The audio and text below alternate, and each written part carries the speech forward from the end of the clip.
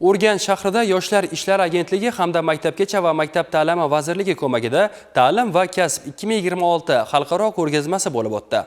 Ko'rgazmada nafaqat yurtimiz, balki dunyoning turli davlatlaridan tashrif buyurgan nufuzli oliy ta'lim muassasalari ham ishtirok etdi. Umumiy hisobda 70 dan ortiq oliygoh o'zining zamonaviy ta'lim dasturlari, innovatsion yondashuvlari, grant va stipendiya imkoniyatlari hamda qabul tartiblari haqida batafsil ma'lumot berishdi. Ko'rgazmada maktab bitiruvchilari bir vaqtning o'zida bir nechta universitetlar bilan tanishish va ularni taqqoslash imkoniga ega bo'lishdi. Mazkur ko'rgazma eng avvalo maktab o'quvchilari, bitiruvchilar, abituriyentlar hamda ularning ota-onalari uchun ham muhim maydon bo'lib xizmat qilmoqda. Tashrif buyuruvchilar bu yerda o'zlarini qiziqtirgan yo'nalishlar bo'yicha mutaxassislardan bevosita maslahat olish, turli davlatlardagi ta'lim tizimi, o'qish sharoitlari va kelajakdagi kasb imkoniyatlari haqida to'liq tasavvurga ega bo'lishdi.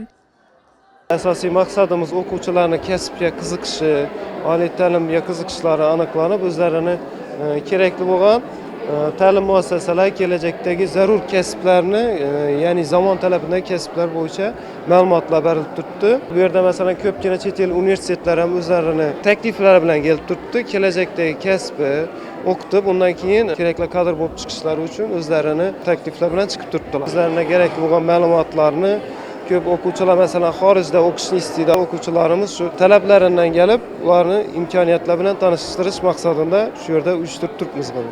Shuningdek, ushbu jarayonlar orqali yoshlar o'z qiziqishi va qobiliyatlarini aniqlash, kelajak rejalari ustida aniqroq qaror qabul qilish imkoniga ega bo'lishdi.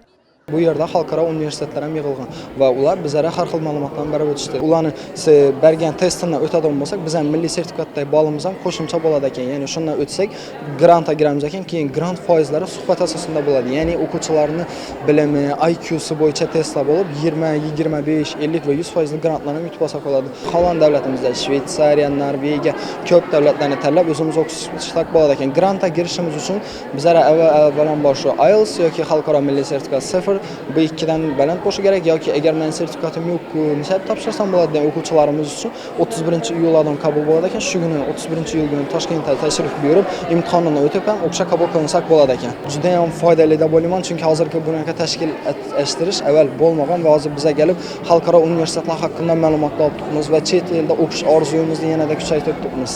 Xorijiy universitetlar vakillari bilan yuzma-yuz uchrashuvlar esa yoshlar uchun alohida ahamiyat kasb etdi. Bu orqali ular xalqaro ta'lim dasturlari, talab etiladigan hujjatlar, til bilimi darajasi va grant yutish imkoniyatlari haqida aniq va ishonchli ma'lumotlarga ega bo'lishdi.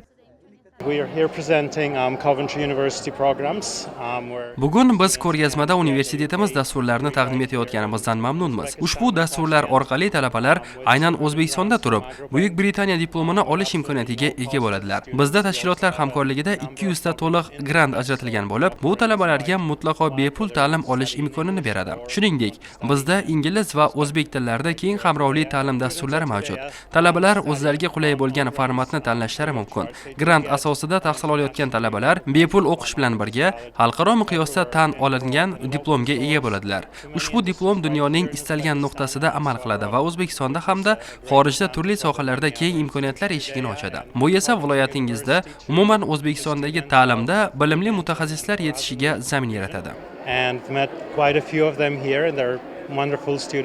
Bu kabi tadbirlar yoshlarning kelajagini belgilashda muhim omil bo'lib, ularning to'g'ri tanlov qilishiga keng yo'l ochadi.